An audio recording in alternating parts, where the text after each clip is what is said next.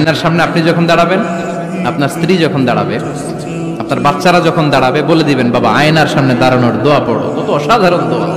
পড়েন আওয়াজ করে আমার সাথে, আল্লাহুম্মা হাসানতা খালকি ফাআহসিন খুলুকি, আল্লাহুম্মা হাসানতা খালকি ফাআহসিন খুলুকি।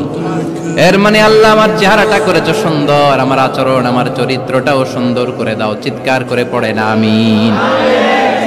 কোনো বিপদে পড়ে, কোনো প্রেক্ষাপটে, কোনো কাজে কোনো মুসলিম যদি এই দোয়াটি পড়ে, ইল্লাস্তাজাবাল্লাহু লাহ, আল্লাহ তাআলা সাথে সাথে তার বিপদ থেকে তাকে উদ্ধার করেন, তাকে মুক্তি দান করেন, তার ডাকে আল্লাহ তাআলা সাড়া দেন। তাই আমরা আমাদের চলতি পথে জীবনে যখনই আমরা বিপদের সম্মুখীন হব, যখনই কোনো ক্রাইসিস মোমেন্টে পড়বো, আমরা যেন সাইয়েদনা ইউনূস আলাইহিস সালামের দোয়াটি পড়ি, যেটা আমরা দোয়া ইউনূস হিসেবে সবাই চিনে থাকি, লা ইলাহা ইল্লা আনতা সুবহানাকা ইন্নী কুনতু। আমাদের এরকম অনেক সময় হয় না যে হতাশ, দেয়ালে পিঠ ঠেকে গেছে, কোনো বের হওয়ার রাস্তা নাই, কই যাব, কোথাও সফলতা নাই, সবাই আমাকে ভুল বুঝতেছে, এরকম মাঝে মাঝে হয় না? আমাদের সবার লাইফে আপস এন্ড ডাউনস আছে। সূরাতুদ দোহা এটা হচ্ছে একটা মোটিভেশনাল সূরা, এটাকে দি অ্যান্টি ডিপ্রেসেন্ট সূরা বলে, মানে ডিপ্রেশন কাটায় ফেলে। আল্লাহর হাবিব সাল্লাল্লাহু আলাইহি ওয়াসাল্লাম যখন এরকম ভারাক্রান্ত ছিলেন, চিন্তিত ছিলেন, তখন আল্লাহর হাবিব সাল্লাল্লাহু আলাইহি ওয়াসাল্লামকে চিন্তা মুক্ত করবার জন্য আল্লাহ তাআলা এই চমৎকার সূরাটি নাযিল করেছেন। আপনি যখন ভারাক্রান্ত হবেন, কষ্টে থাকবেন, এই সূরাটা পড়বেন, দেখবেন যে আপনার ডিপ্রেশন দূর হয়ে গেছে।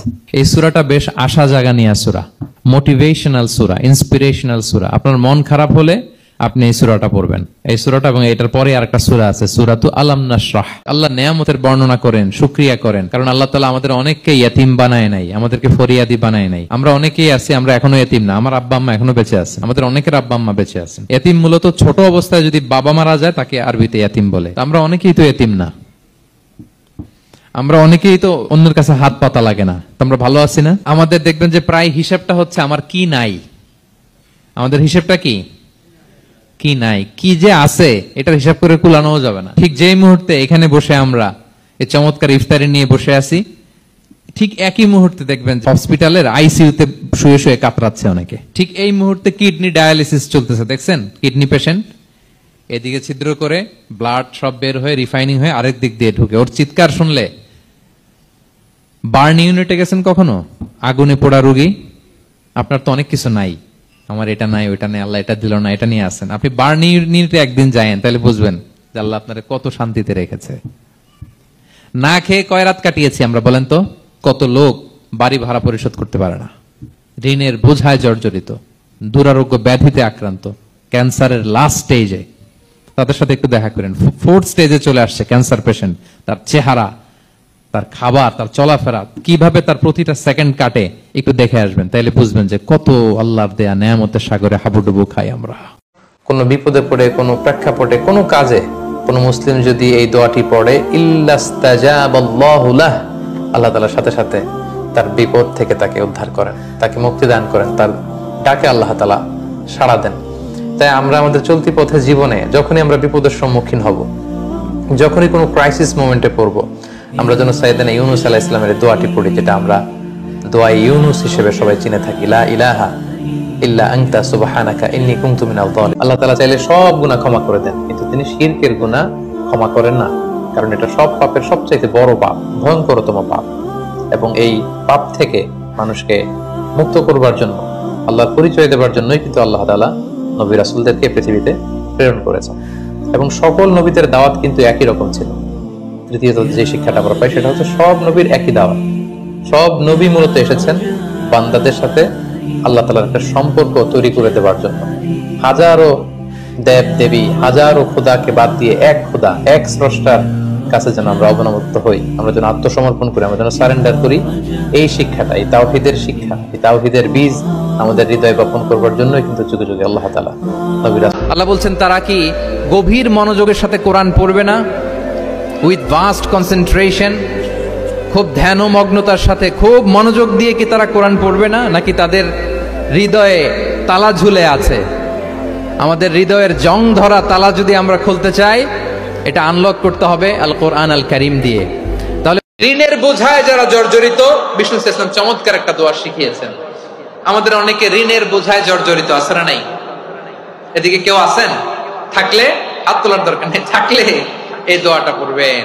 এক সাহাবীর নাম আবু উমামা, নামাজের ওয়াক্ত ছাড়া উনি মসজিদে যেয়ে বসে আছে। বিশ্বনবী বললেন, কিরে আবু উমামা, নামাজের তো ওয়াক্ত হয় নাই, মসজিদে কি? সাহাবী বলে, হুমুমুন লাজিমাতনি ওয়া দুয়ুন। নবী গো, ঋণের বোঝায় এমন টেনশনে আছি, ঘরে থাকতে পারলাম না, মসজিদে চলে আসছে। বিশ্বনবী বলেন, আমি কি তোমার এমন একটা দোয়া শিখাবো যেটা বললে আল্লাহ তাআলা তোমার ঋণের বোঝা হালকা করে দিবে?